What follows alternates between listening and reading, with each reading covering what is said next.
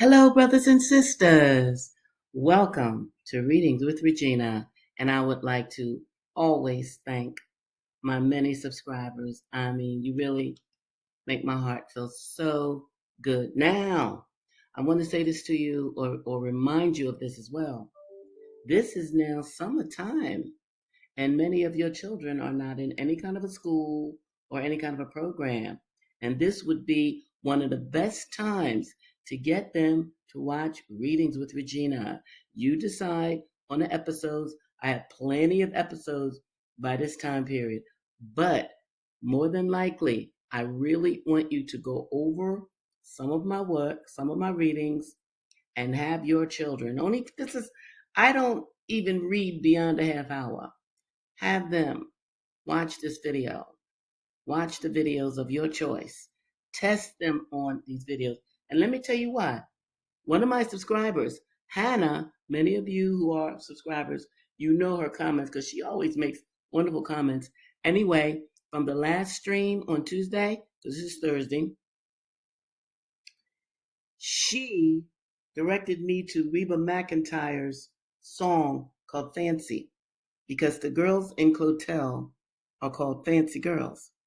I was stunned. First of all, it's a great song, but I was stunned to hear Reba's song. You understand? Because what it shows, what Hannah did was to show how the foundation of African American culture seeped into white culture as well, especially among the poor and the working class people, because there it was. Some of the same language, some of the same descriptors that I have given you from the book Clotel, Reba sings about it. So check that out. And do remember this, because I'm dealing with the Black literary history in America. You've got to go back to your foundation. I have a cold, by the way, so you'll hear my voice go in and out. You've got to go back to the foundation of how this country started to better understand where we are today. That's imperative. And one of the ways that I want to contribute to your advanced knowledge is to actually read some of these early works to you. Okay, I'm going to start with Dessa Rose. Let me show you the picture. There's Dessa Rose. And that painting, by the way, is by Winslow Homer, and it's called The Cotton Pickers. Now, Dessa Rose is based upon an event in history that really happened. That's what I love about this novel. In 1829, a very pregnant sister, Dessa, well, we don't really know what her name was, but this writer, Shirley Ann Williams, is calling her Dessa. She led a revolt along a coffle. And this is a coffle. Brothers and sisters tied together, walking and walking and walking hundreds of miles, thousands of miles, or more, from one region of America where they were bought and sold to another region of America to deliver to their owners. You have to understand that. And you can see that the men have their hands tied behind their backs. The women are all the way in the back. White men are on horseback. We don't know how girlfriend did it in real life, but she led a rebellion aboard a coffle. Hello. Yes, yes. Love her. So this is Dessa Rose, and I'm going to pick up where I left off on Tuesday. At night, Jamina hunkered down beside the window for a few moments. Whispered conversation, meaningless words of encouragement that Dessa appreciated nonetheless. Sometimes Jamina brought news that she had overheard in the conversation of her white folks. That was how Dessa knew the white man had studied what the court said about the fight. Dessa had no idea what a court was.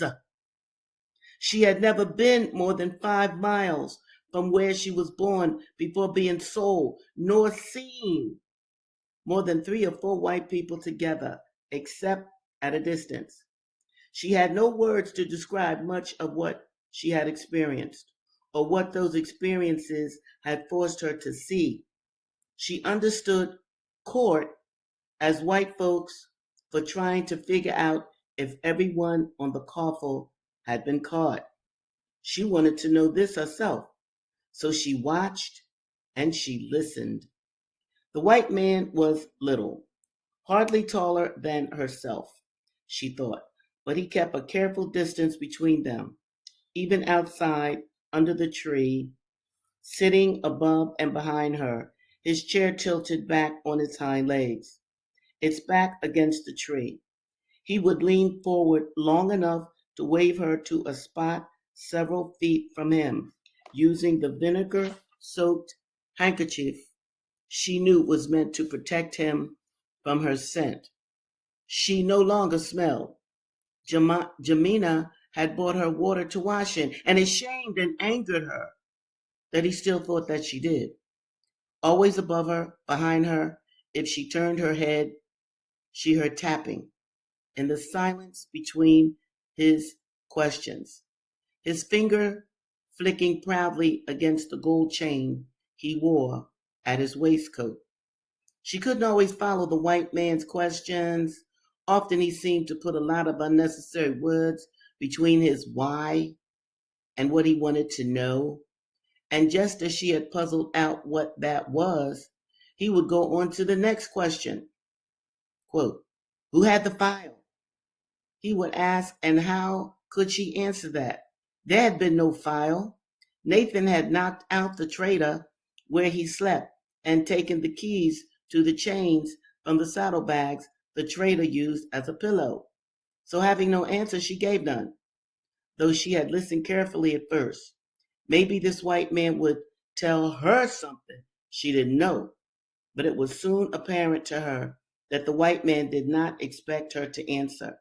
She had kept a careful expression on her face, now and then cutting her eyes at him to see if he required some response.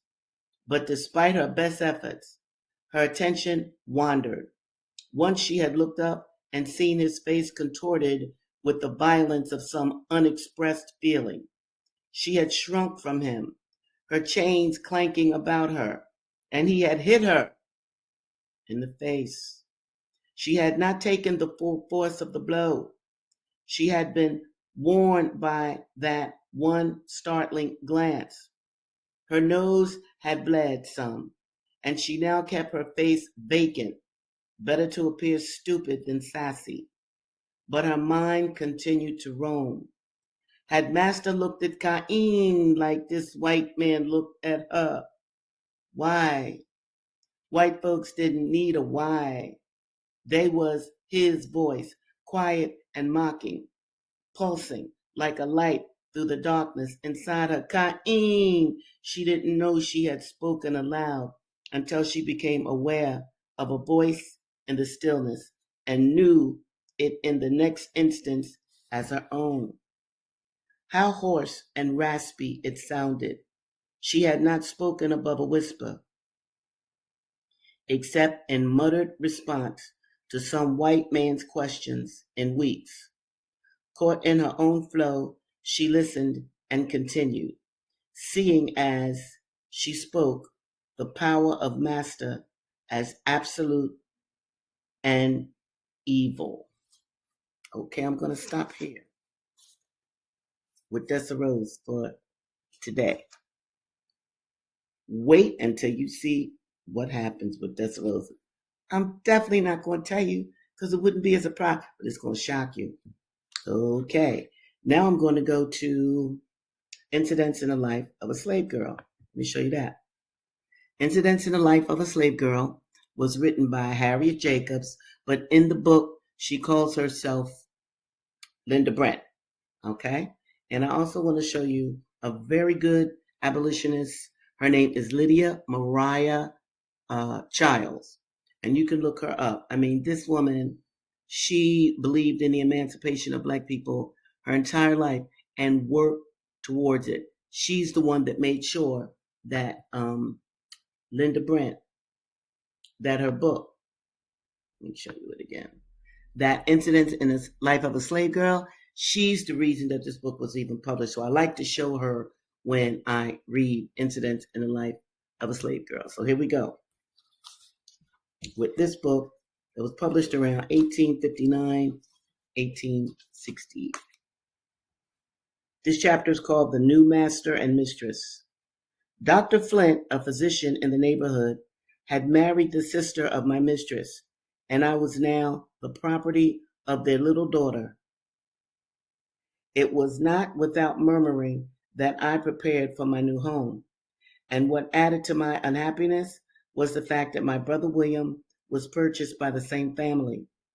My father, by his nature, as well as by habit of transacting business as a skillful mechanic, had more of the feelings of a free man than is common among slaves. My brother was a spirited boy, and being brought up under such influences, he early detested the name of master and mistress. One day, when his father and his mistress had happened to call him at the same time, he hesitated between the two, being perplexed to know which had the strongest claim upon his obedience. He finally concluded to go to his mistress. When my father reproved him for it, he said, "You both called me, and I didn't know which I ought to go to first." This is the father talking now. "You are my child," replied our father, "and when I call you, you should come immediately. If you have to pass through fire and water." Poor Willie. He was now to learn his first lesson of obedience to a master. Grandmother tried to cheer us with hopeful words, and they found an echo in the credulous hearts of youth. When we entered our new home, we encountered cold looks, cold words, cold treatment.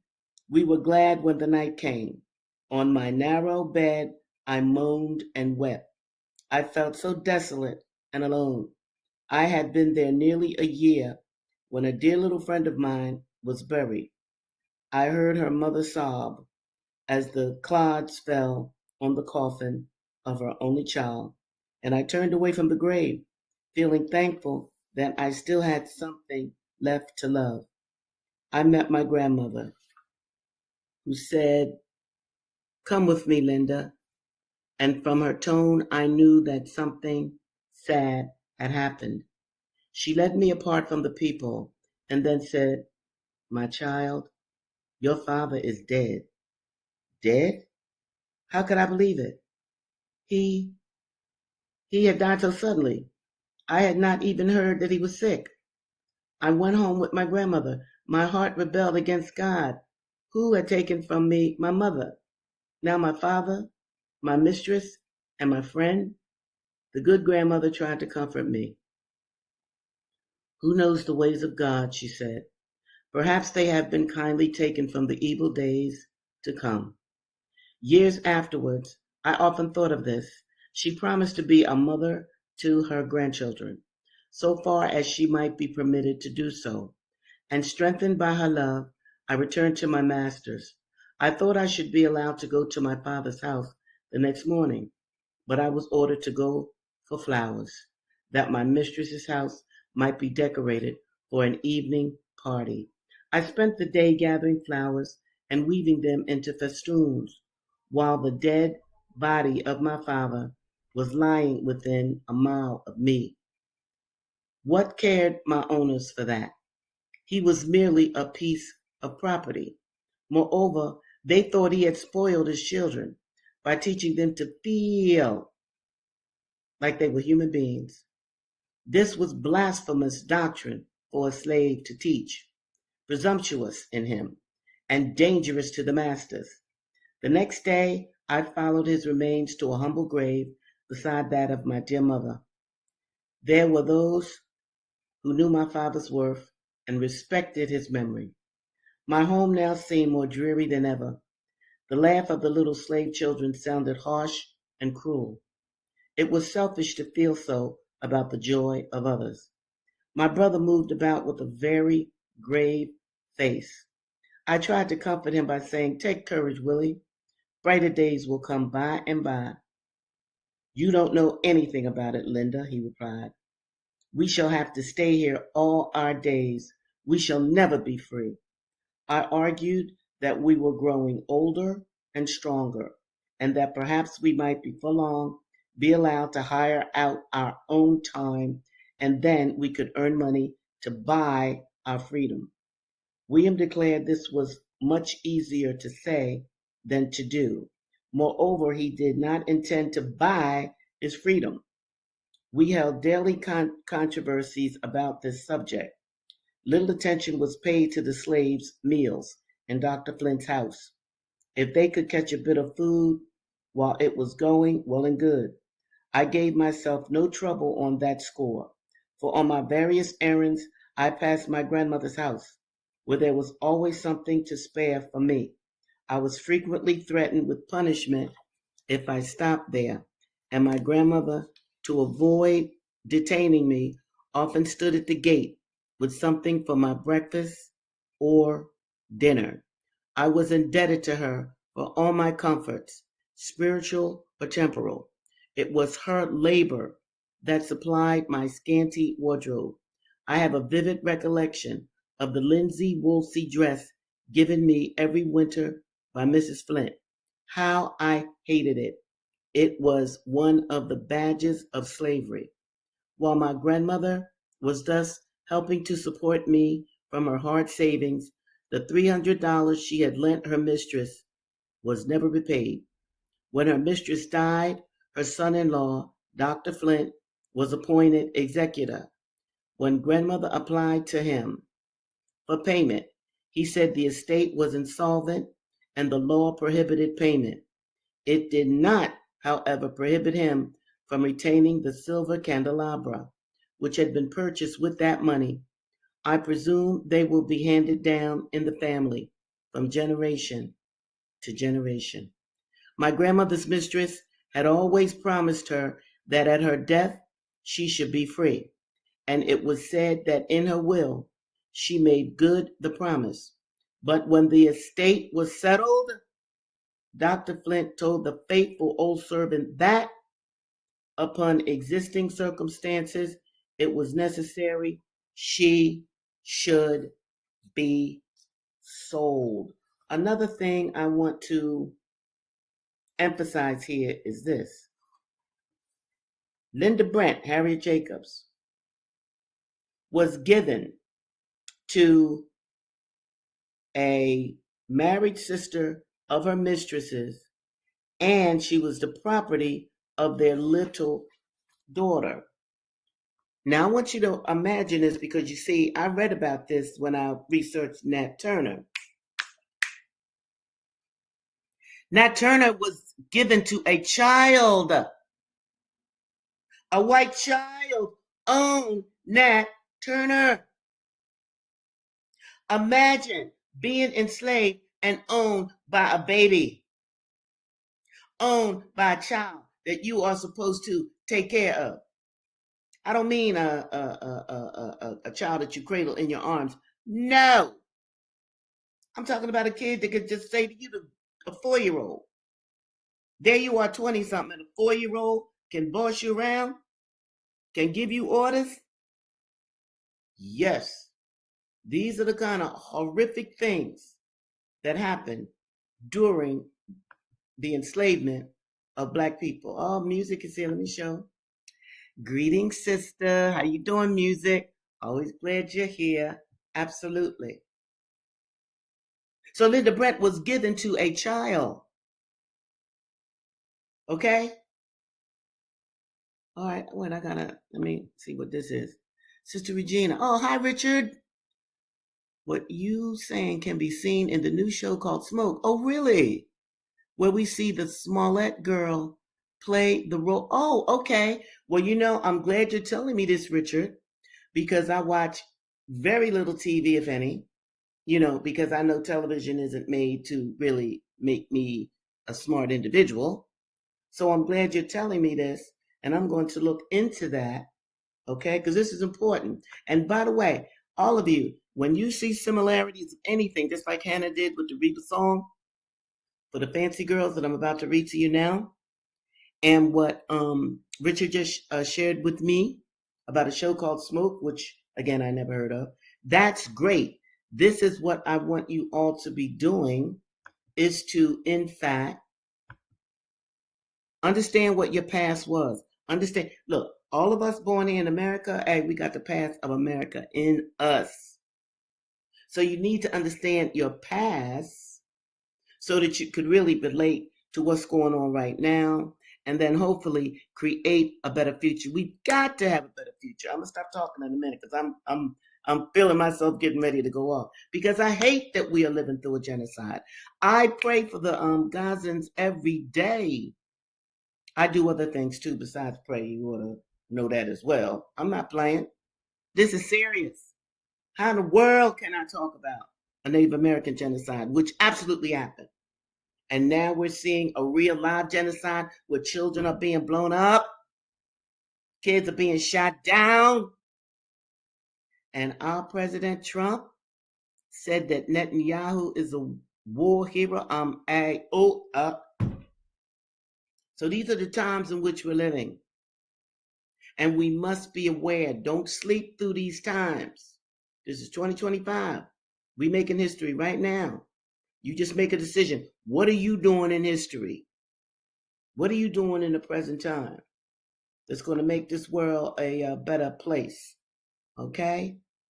Okay, wait a minute. I think I got another comment here. Where are we? Okay, keep me. Listen. Yes, we are all indigenous group. Yo! Yes! I'm bringing a little comic book that I have. It's not that little, but I'm going to introduce it next week. Clicks, clangs, and coders. I love all that. And that I. Look, we got to know these things, okay? Got to. Very, very, very important. Yes, yes, yes, not destroyed. Absolutely. Attempted. I got you. And that's very important too. And you know what that also relates to? It relates to, with Dessa, I'm getting ready to go to Clotel in a minute, but let me just say this. With Dessa Rose and the writer Nehemiah trying to get her to tell him the details of the revolt on the Kaful, in all rebellions, there are people who get caught, but there are always people who get away. Know that. Because you see, the way our history is often written, it is written to make us feel defeated. You know, well, they were caught, they got fucked. I mean, excuse me. No. Everybody wasn't caught. All of the rebellions. Everybody wasn't caught. I'm going to get more into that at another time, because I was getting ready to give you all some information that's going to come from another book a little later on down the line. And I really want to get to Clotel. Let me show you Clotel. For the president's daughter. Where is Clotel? Why do I always not have Clotel where I want Clotel to be? Oh, here's Clotel. Now that's Clotel. That's one of Thomas Jefferson's daughter. And this is her story, written by William Wells Brown. Now, Thomas Jefferson had a lot of daughters. He had some sons too, you know. But anyway, this is one of them. And it's very, very important to know that she was considered a quadroon, or a fancy girl. Very, very, very, very light. So if you're very, very, very, very light, you could retain a higher price on the auction block. Now, if you're a slave, you could be as white as white people. But if you're a slave, you still going to make that auction block. You still going to be bought and sold. So understand that. But what it does show us is the power of the aesthetics of whiteness. All right, here we go. As might have been expected, the day of the sale brought an unusual large number together to compete for the property to be sold. Farmers who make a business of raising slaves for the market were there. Slave traders and speculators were also numerously represented. and in the midst of this throng was one who felt a deeper interest in the result of the sale than any other of the bystanders. This was young Green. True to his promise, he was there with a blank bank check in his pocket, awaiting with impatience to enter the list as a bidder for the beautiful slave. The less valuable slaves were first placed upon the auction block, one after another, and sold to the highest bidder. Husbands and wives were separated with a degree of indifference that is unknown in any other relation of life except that of slavery. Brothers and sisters were torn from each other, and mothers saw their children leave them for the last time on this earth. It was late in the day when the greatest number of persons were thought to be present that Cura and her daughters brought forward to the place of sale. Cura was first ordered to ascend the auction stand, which she did with a trembling step. The slave mother was sold to a trader. Althesa, the youngest, and who was scarcely less beautiful than her sister, was sold to the same trader for $1,000. And we understand we're talking the 1800s here. Clotel was the last, and, as was expected, commanded a higher price than any that had been offered for sale that day. The appearance of Clotel on the auction block created a deep sensation among the crowd. There she stood, with a complexion as white as most of those who were waiting with a wish to become her purchasers, her features as finely defined as any of her sex of pure Anglo Saxon, her long black wavy hair done up in the neatest manner, her form tall and graceful, and her whole appearance indicating one superior to her position. The auctioneer commenced by saying that Miss Clotel had been reserved for the last because she was the most valuable. How much, gentlemen? Real albino, fit for a fancy girl, for anyone. She enjoys good health and has a sweet temper. How much do you say? $500. Only 500 for such a girl as this? Gentlemen, she's worth a great deal more than that sum. You certainly don't know the value of the article you are bidding upon. Here, gentlemen, I hold in my hand a paper certifying that she has a good moral, this is not funny, a good moral character. 700. Ah, gentlemen, that is something like. This paper also states that she's very intelligent. 800. She is a devoted Christian and perfectly trustworthy. 900.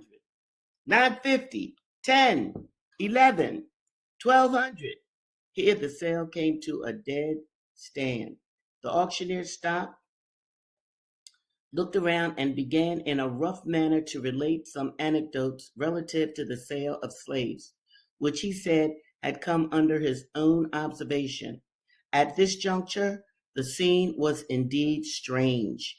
Laughing, joking, swearing, smoking, spitting, and talking kept up a continual hum and noise amongst the crowd, while the slave girl stood with tears in her eyes, at one time looking towards her mother and sister, and at another towards the young man whom she hoped would become her purchaser. The chastity of this girl is pure. She has never been from under her mother's care. She is a virtuous creature. 13, 14, 15, $1,500, cried the auctioneer, and the maiden was struck for that sum. Okay. So you see, from the darkest blackberry beauty to the lightest vanilla cream complexion, if you were a slave, you were going to be on that auction block. That was your lot as a person. And your children would also be sold as well. Well, brothers and sisters, I am coming to a close. And I just want to say once again to all of you, thank you for being here with me. When you are read to or you read yourself or both, it in fact enriches your brain. This is why I created Readings with Regina, and I encourage you to share these videos with the people you love and even with those you don't care that much about. Just help the world to be a better place. Help people of color to understand their history. Help even white people to know the true history of this country and what we have become. All right, I'm going to talk more about these things with you next Tuesday. Same time, 2 o'clock, same place, Readings with Regina. Have a glorious weekend and think about how you can make this earth a better place. Bye now.